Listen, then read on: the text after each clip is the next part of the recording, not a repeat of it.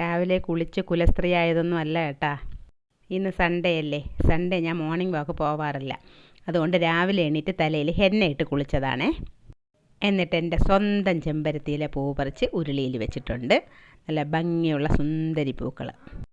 അത് കഴിഞ്ഞ് നേരെ അടുക്കളയിൽ പോയിട്ട് ചോറെല്ലാം റെഡിയാക്കാൻ വേണ്ടി വെച്ചു. നേരത്തെ എണീറ്റാൽ നേരത്തെ വിശക്കുമല്ലോ. അപ്പോൾ പുട്ട് കഴിച്ച് കളയാമെന്ന് വിചാരിച്ചു. നേരത്തെ എന്ന് പറഞ്ഞാൽ സാധാരണ മോർണിംഗ് വാക്ക് പോകുമ്പോൾ ഞാൻ 5:30ക്കാണ് എണീക്കുന്നത്. 6 മണിക്ക് പോകും. പക്ഷേ ഇന്നിപ്പോൾ 6:30 ആയി എണീറ്റപ്പം. ഇപ്പം മണി 10:30 കഴിഞ്ഞിട്ടുണ്ടാവും. പോയി പുട്ടും കടലക്കറിയും കൂടെ കഴിച്ചിട്ട് വരാമേ. ബ്രേക്ക്ഫാസ്റ്റ് കഴിച്ച് കഴിഞ്ഞപ്പോൾ ഒരു കൊതി, ഒരു മാമ്പഴം കഴിച്ചാലോ ഒന്ന്. കുറച്ച് നാളായി വിചാരിക്കുന്ന ഒരു മാമ്പഴം.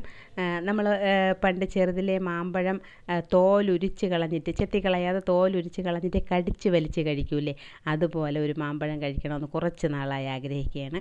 ഇതിപ്പോൾ ചെത്തിക്കളയാനേ പറ്റുന്നുള്ളൂ, തോല് വലിച്ചുരിച്ച് കളയാൻ പറ്റുന്നില്ല. അതുകൊണ്ട് ചെത്തിയെടുത്തതിന് ശേഷം ആസ്വദിച്ച് കഴിച്ച്. മാമ്പഴം എൻ്റെ ഒരു വീക്ക്നെസ്സാണ്. പക്ഷേ മാമ്പഴക്കാലം കഴിയാറായി. രാവിലെ നമ്മുടെ പ്ലംബർ വന്നിട്ടുണ്ട്. കുറച്ച് ചെറിയ മിനുക്ക് പണികളൊക്കെ ചെയ്യാനുണ്ടേ. ടൈം എത്രയായെന്ന് നോക്കണേ കുട്ടികളെ. കാരണം എൻ്റെ മീനാക്ഷി ഇതുവരെ എണീറ്റിട്ടില്ല. കുമാർ വന്നപ്പം അവളുടെ ബാത്റൂമിലും എന്തോ പൈപ്പിൻ്റെ ചെറിയ ലീക്കൊക്കെ ഉണ്ടെന്ന് പറഞ്ഞ് അവളെ വിളിച്ചുണർത്താൻ വേണ്ടി ഞാൻ ടൈം നോക്കിയപ്പോഴാണ് മണി 12 കഴിഞ്ഞ്. പിന്നെ കിടക്കാൻ സമ്മതിക്കാതെ ഞാൻ ഭൂമി കുലുക്കം പോലെ കുലുക്കിയപ്പോഴാണ് എണീറ്റ് വന്നത്.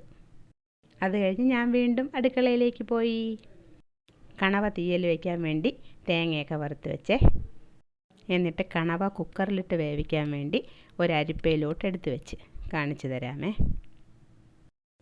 കണ്ട, ഈ അരിപ്പയിൽ നിന്ന് ഒരു തുള്ളി വെള്ളം പോലും ഒഴിക്കാതെ കുക്കറിലോട്ടിട്ട് ഉപ്പും മഞ്ഞൾപ്പൊടിയും ചേർത്ത് ഞാൻ കണവ വേവിച്ചതാണേ. ഒരു തുള്ളി വെള്ളം പോലും ഒഴിച്ചില്ല. ഈ കുക്കർ തുറക്കുമ്പോൾ ഞാൻ കാണിച്ചു തരാം എത്രത്തോളം വെള്ളം ഇതിൽ ഊറി വരുന്നെന്ന്. കൊഞ്ച്, ഞണ്ട്, കണവ, പിന്നെ ചിക്കൻ ഞങ്ങളിപ്പോൾ ഉപയോഗിക്കില്ല, പണ്ട് ഉപയോഗിക്കുമായിരുന്നു. ഇതിൽ നിന്നൊക്കെ ഒരുപാട് വെള്ളം ഊറി വരും. നമ്മൾ ഉദ്ദേശിക്കുന്നേക്കാൾ വെള്ളം ഊറി വരും. പിന്നെ നമ്മൾ എന്ത് ചെയ്യും? വെള്ളം ഊറി കളയാൻ പറ്റില്ലല്ലോ. അതിൽ നിന്ന് ഊറി വരുന്ന സത്തെല്ലാം ഇതിലല്ലേ ഉള്ളത്. അതുകൊണ്ട് ഇത് കളയാൻ കൂടെ പറ്റില്ല. അതുകൊണ്ട് ഒരു തുള്ളി വെള്ളം പോലും ഒഴിക്കാതെ ഇത് വേവിക്കണം. ഉച്ച ഊണിൻ്റെ ടൈമായപ്പോൾ ഒരാൾ എണീറ്റ് വന്നിരിക്കുക ചായ ഇടാൻ. പാൽപ്പൊടി വെച്ചാണ് ചായ ഇടുന്നത്, പാലൊഴിച്ച് ചായ ഇടൂല. നേരത്തെയൊക്കെ പാലൊഴിച്ച് ചായ കുടിക്കുമായിരുന്നു. ഇപ്പോൾ പാൽപ്പൊടിയിലോട്ട് മാറിയിട്ടുണ്ടേ. സ്റ്റീൽ ഗ്ലാസ്സിൽ വെച്ചേ ചായ കുടിക്കുകയുള്ളൂ. പൊട്ടുന്ന ഗ്ലാസ്സിൽ ചായ ഒഴിച്ചാൽ പെട്ടെന്ന് തണുത്തു എന്ന് പറഞ്ഞ് അടുപ്പിൽ നിന്ന് നേരിട്ടെടുത്ത് ഒഴിച്ചുകൊണ്ട് പോകും. അത്രയും ചൂടോടെ ചായ കുടിക്കുള്ളൂ. കഴുകി ഉണക്കിയ തുണികളെല്ലാം കൂടെ ചെയറിൽ വാരിയിട്ടേക്കുക. അവർ ഹസ്ബൻഡും വൈഫും കൂടെയാണ് തുണി മടക്കുന്നത്. കാത്തു എല്ലാം നമുക്കും കൂടെ മടക്കിത്തരും. നമ്മുടെ എല്ലാം തുണി മടക്കി അവരവരുടെ റൂമിൽ കൊണ്ട് വെച്ച് തരും കാത്തു. അവന് വൈഫ് വന്നപ്പോൾ സഹായിച്ചു കൊടുക്കാൻ നിൽക്കുന്ന കണ്ട. അല്ലെങ്കിൽ ഒരു ഗ്ലാസ് വെള്ളം എടുത്ത് കയ്യിൽ കൊടുക്കണമായിരുന്നു കുടിക്കാൻ വേണ്ടിയിട്ട്. വടപ്പരിപ്പ് തോരൻ വയ്ക്കാൻ വേണ്ടിയാണേ. ചേട്ടന് ഭയങ്കര ഇഷ്ടമാണ് വടപ്പരിപ്പ്.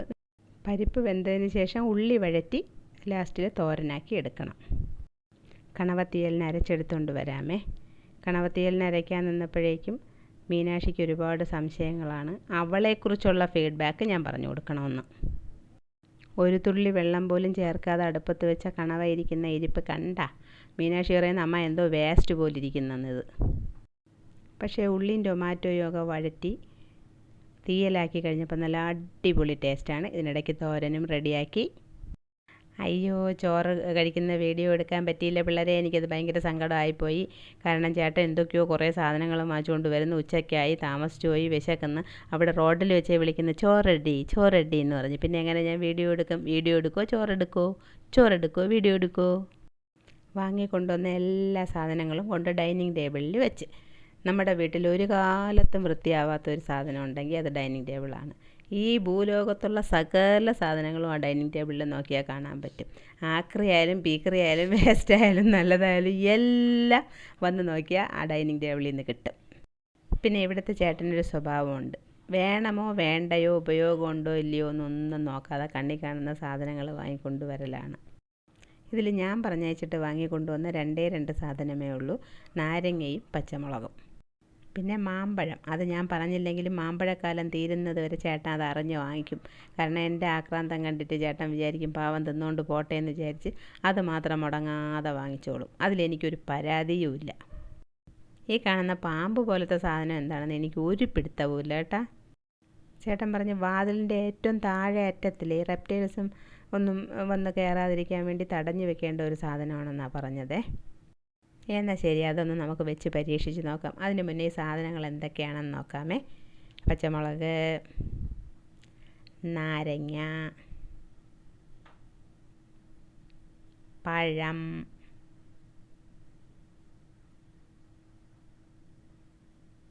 മുരിങ്ങയ്ക്ക,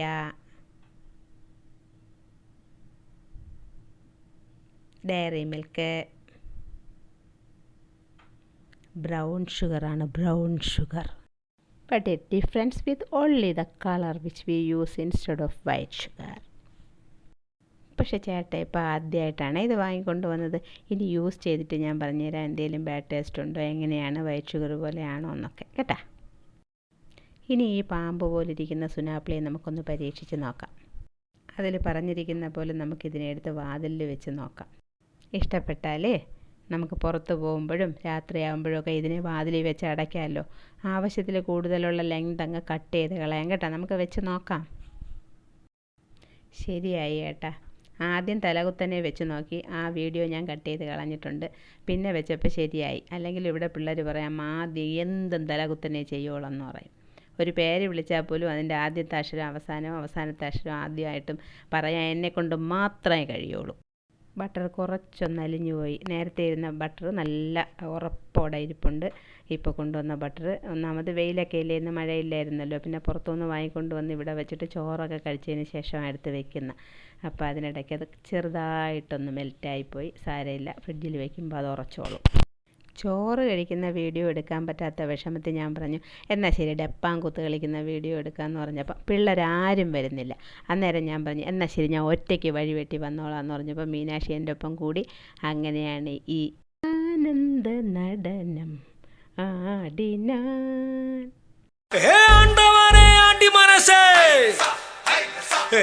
പിറന്നേ കൊടി പറന്നേ തെരയിഴുക്ക് എന്നാച്ചുമുത്ത് മത്തളം കൊട്ടേ